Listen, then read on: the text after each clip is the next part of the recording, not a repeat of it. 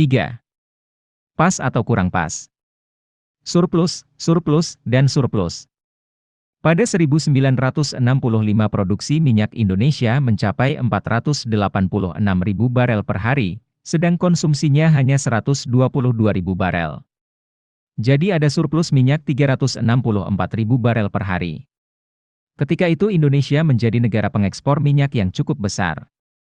Produksi minyak Indonesia terus meningkat hingga menjadi 854.000 barel per hari, 1970, sedangkan konsumsinya masih 153.000 barel per hari. Jadi, surplusnya 701.000 barel per hari. Pada 1977 menjadi puncak keemasan ekspor minyak Indonesia. Saat itu tingkat produksi mencapai 1,7 juta barel per hari, sedang konsumsinya hanya 285.000 barel. Bayangkan, surplusnya sama dengan kebutuhan minyak kita hari ini, 1,4 juta barel per hari. BBM dan bahan bakunya, minyak dan gas bumi, merupakan komoditas yang sangat strategis. Ini bukan saja dilihat dari sudut pandang ekonomi, tapi juga dari sisi sosial politik atau pertahanan keamanan. Pesawat udara, bus, atau mobil dan sepeda motor tak akan bisa digunakan jika tak ada sumber energinya yang berasal dari migas. Pesawat tempur, kapal-kapal angkatan laut, dan tank tempur hanya akan menjadi onggokan besi jika tak ada energi yang menjadi sumber penggeraknya. Mungkinkah kegiatan ekonomi dapat berlangsung tanpa ketersediaan energi? Lalu, apa jadinya suatu negara jika tidak memiliki kegiatan ekonomi? Kita tak bisa hidup tanpa BBM. Oleh karena sedemikian pentingnya BBM, maka pemerintah memandang perlu untuk mengendalikan harganya dan mengontrol ketersediaannya di pasar dalam negeri. Salah satu mekanisme untuk menjamin keterjangkauan BBM adalah dengan pemberian subsidi. Dalam konteks ini, subsidi bisa diartikan, pemerintah menanggung selisih antara harga keekonomian BBM dengan harga jual Pertamina. Saat ini harga BBM jenis premium sudah naik dari Rp4.500 menjadi Rp6.500 per liter, sedangkan harga keekonomiannya, katakanlah Rp8.400 per liter. Maka, besaran subsidi BBM yang ditanggung pemerintah adalah Rp3.900 per liter. Pada 2003 untuk pertama kalinya volume produksi dan konsumsi minyak Indonesia mencapai titik impas, alias sama. Inilah titik balik industri perminyakan Indonesia. Sebab, setelah itu volume konsumsi terus melebihi volume produksi. Kita menjadi net importir minyak. Tetapi bahkan ketika itu pun pemerintah memutuskan untuk tetap mempertahankan subsidi BBM. Sebetulnya gelagat penurunan produksi sudah terasa sejak tahun 1991. Dan, selepas tahun 2000 produksi minyak Indonesia terus menurun hingga saat ini. Penurunan tersebut disebabkan oleh beberapa faktor. Pertama, sekitar 80% produksi berasal dari ladang minyak yang sudah tua, yang ditemukan sebelum 1975, bahkan sebanyak 30% berasal dari ladang yang ditemukan sebelum Indonesia merdeka. Kedua, temuan cadangan baru yang relatif sedikit. Penurunan volume ladang minyak tersebut bersifat alamiah, sebab minyak bumi adalah sumber daya alam tak terbarukan. Saat ini produksi minyak kita tinggal 900.000-an barel per hari seiring dengan terus turunnya cadangan minyak, saat ini sekitar 3,7 miliar barel versus 5,5 miliar pada akhir 1990-an. Bahkan target lifting minyak bumi pada 2014 hanya 804.000 barel per hari. Peluang untuk dapat meningkatkan produksi dalam jangka waktu Mei 10 tahun mendatang sangat kecil, karena terbatasnya temuan cadangan baru yang volumenya signifikan dan tidak siap produksi, kecuali ladang minyak cepu, dan itu pun terus tertunda produksinya. Bagaimana dengan gas kita? Indonesia baru mulai menaruh perhatian pada gas alam tahun 1977 dengan volume produksi 0,5 miliar kaki kubik per hari, billion cubic feet per day, BCFD. Sampai dengan tahun 2010 volume produksinya sudah 7,8 BCFD. Sementara volume konsumsi peningkatannya tak sebesar produksinya. Betul, pada 1977 volume konsumsinya sama dengan produksinya, yakni 0,5 BCFD. Namun, hingga 2010 volume konsumsi gas alam baru mencapai 3,9 BCFD atau sekitar separuh dari volume produksi. Jadi, dari sisi gas alam, dengan volume produksi yang jauh lebih tinggi daripada volume konsumsi, mungkin subsidi masih layak diberikan. Subsidi yang kurang pas. Langkah pemerintah menekan subsidi dari waktu ke waktu tampak canggung. Hiruk-pikuk mobil listrik tak terdengar lagi. Kebijakan untuk melarang mobil-mobil berplat merah dan mobil-mobil BUMN memakai BBM bersubsidi juga terasa kurang pas. Sosialisasi bahan bakar gas, BBG, juga mandek di tengah jalan. Dengan berbagai alasan, taksi banyak yang meninggalkan BBG, sedangkan transportasi pasokan BBG untuk Transjakarta masih bermasalah. Ada sejumlah alasan mengapa kebijakan ini terasa kurang pas dan kurang mengena sasaran.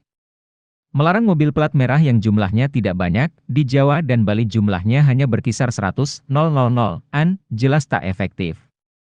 Bandingkan dengan jumlah seluruh kendaraan roda 4 di Provinsi DKI Jakarta yang pada 2010, menurut data Polda Metro Jaya, sudah lebih dari 4 juta unit.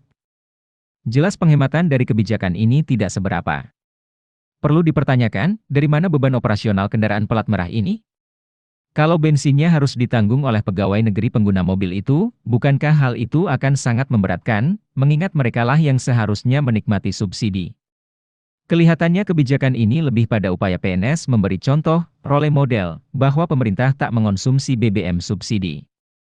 Selama ini kelihatannya cuma konsumen di kota-kota besar dan para pakar yang, dengan argumentasinya, menentang setiap upaya pemerintah menaikkan harga BBM subsidi. Padahal kenaikan BBM yang terjadi pada 2013 lalu paling tinggi cuma 45%. Bandingkan dengan harga bensin atau solar di perbatasan Kalimantan atau Papua yang seringkah di atas Rp70.000 per liter. Jadi, siapa sebenarnya yang berhak menikmati dan siapa yang menikmati subsidi BBM? Di daerah perumahan elit ibu kota, kita sering menjumpai pengecer gas LPG kemasan 3 kg menjajakan dagangannya. Coba tanyakan kepada pedagangnya, siapa konsumen LPG itu? Ia menunjuk ke rumah-rumah mewah di sekitarnya. Belum lagi pemandangan umum mobil-mobil mewah yang ikut antre membeli bensin subsidi. Kalau ditanya, mengapa mobil mewah diisi premium yang oktannya cuma 88 itu? Jawabannya adalah, itu saya campur dengan Pertamax, dioplos, jadi pengaruhnya ke mesin tidak terasa. Lalu bagaimana kita menyikapi semua itu? Subsidi dan alternatif. Pernah terbetik berita, untuk menekan subsidi, pemakaian bahan bakar gas, BBG, harus digalakkan. Lalu, BBG akan siap tahun depan. Atau ini, mobil listrik bisa menggantikan BBM. Hiruk-pikuk opini ini menunjukkan bahwa tak banyak orang yang memahami bagaimana karakteristik dari apa yang namanya kebutuhan bahan bakar fosil ini, khususnya untuk keperluan transportasi dan industri. Bagaimana mungkin kita bicara pemakaian gas di sektor transportasi massal untuk tahun depan? Bagaimana masyarakat bisa beli mobil listrik murah mulai tahun depan jika infrastruktur dan aturan mainnya belum ada? BBM adalah komoditas yang diperlukan dalam jumlah sangat besar, setiap saat, 7 hari seminggu, dan 24 jam sehari. Artinya, ketersediaannya tidak boleh vakum sedetik pun. BBM diperlukan dimanapun, mulai dari ibu kota sampai ke daerah perbatasan, juga daerah miskin di mana masyarakat untuk membeli seliter bensin saja hampir mustahil. Dan yang terakhir, infrastruktur produksi, penyediaan, dan distribusi BBM, yang sudah terbentuk dan tersedia sejak lama, meski belum merata benar, membuat pengguna BBM semakin nyaman dan malas melirik energi lain. Itulah pakem mengenai bahan bakar, tak boleh terganggu sedikit pun, bahan bakar cair memang belum tertandingi oleh jenis bahan bakar alternatif apapun dan dari manapun asalnya. Coba kita bayangkan. Rakyat disuruh memakai mobil listrik. Lalu, konsumen rame-rame menukar mobil BBM-nya dengan mobil listrik, karena tak mungkin memodifikasi mesin BBM dengan motor listrik, atau dengan memasang konverter kit. Siapa yang menanggung biayanya? Karena mobil listrik masih termasuk barang mewah, tanpa insentif sedikit pun dari pemerintah. Masalah utama dari mobil listrik ada pada teknologi penyimpan arus listrik, baterai. Mengisi baterai agar bisa beroperasi 10 jam, perlu waktu semalaman. Di Jakarta, dengan kemacetan parah, baterai dengan kemampuan 10 jam operasi, bisa menempuh seberapa jauh? Bandingkan dengan pengisian bensin full tank, yang butuh waktu tak sampai 5 menit. Mobil ukuran sedang dengan tangki 50 liter bisa menempuh jarak lebih dari 400 km, hampir sepertiga panjang Pulau Jawa. Belum lagi soal pemasangan konverter kit. Kalaupun itu dipasang dengan percuma, belum tentu pabrikan mobil, terutama buat mobil mewah, mau menjamin garansinya. Banyak faktor lain yang perlu dipertimbangkan. Untuk saat ini, sistem dan infrastruktur mobil listrik belum mampu mengganti fungsi mobil BBM. Kemudian, berapa lama waktu yang diperlukan untuk membangkitkan pasar mobil listrik ini? Jangan lupa, baterai mobil listrik beratnya bisa mencapai 300 kg. Artinya, jumlahnya pun terbatas. Dengan semua gambaran itu, maka harga mobil listrik tanpa insentif tetap tak bisa murah. Pertengahan tahun 2013, Pertamina mencanangkan pemasangan gratis kit konverter pada pengguna BBM. Ketika ditanyakan apa tindak lanjutnya dan kapan mulai berfungsi, tak ada satu petugas pun tahu kapan kit konverter itu mulai berfungsi dan berapa jatah BBM subsidi untuk setiap mobil per bulannya. Kabarnya, pemasangan gratis kit konverter itu berakhir bulan November 2013. Tapi kenyataannya, pemasangan alat itu terhenti sebelum waktunya karena Pertamina kehabisan stok dan tak lagi terdengar beritanya sampai hari ini. Atau mau pakai BBG? Lebih 10 tahun silam, Pertamina mulai membangun infrastruktur pengisian BBG untuk taksi C. Bagai proyek percontohan. Hari ini, proyek itu tak lagi berbekas. Macam-macam alasannya. Terbatasnya stasiun pengisian BBG, ruangan bagasi mobil jadi sempit, hingga mobil kurang bertenaga, membuat konsumen tak lagi nyaman memakainya. Itu baru pembahasan perilaku dan teknis pemakaian. Belum masalah legalitas dan keamanan, safety. Misalnya, apakah mobil BBG boleh parkir seleluasa mobil BBM? Apakah teknologi listrik dan BBG bisa diaplikasikan pada mobil-mobil heavy duty dan off-road? Dan seterusnya.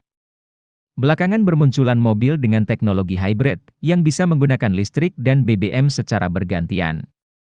Sebagai langkah alternatif, teknologi ini cukup menjanjikan. Pabrikan Toyota Jepang, misalnya, memasang teknologi hibrida pada salah satu produknya agar bisa beroperasi dengan tenaga listrik, baterai, pada kecepatan rendah dan baru mengonsumsi BBM pada kecepatan tinggi. Pergantian moda operasi ini berlangsung secara otomatis. Belum jelas benar sejauh mana manfaatnya dibanding mobil konvensional. Mobil ini pun tergolong mobil mahal. Teknologi bahan bakar bio juga sudah berkembang cukup lama. Brasil menjadi salah satu negara adidaya bio paling terkemuka di dunia, yang mengembangkan etanol sejak 1925 dan biodiesel sejak 1999. Dengan contoh konkret ini, seharusnya Indonesia bisa mencontoh Brasil. Khusus mobil listrik, di negara industri seperti AS, Jepang, dan Jerman, pemakaian teknologi mobil listrik pun masih terbatas untuk mobil Golf dan kereta super cepat. Sementara implementasinya untuk kendaraan pribadi masih sebatas prototipe dan uji coba pada mobil-mobil ukuran kecil dan sedang. Yang pasti, teknologi ini belum mampu merambah ke sektor industri mobil-mobil sport atau mobil balap berkecepatan tinggi dan kendaraan heavy duty dan off-road. Kita bisa bicara banyak tentang bahan bakar alternatif dengan segala keterbatasan dan kelebihannya. Bahan bakar itu mungkin cukup layak untuk menjadi pelengkap bahan bakar minyak, namun tidak untuk dipakai hari ini atau minggu depan. Bahan bakar alternatif juga belum waktunya menggusur bahan bakar minyak dalam jangka pendek.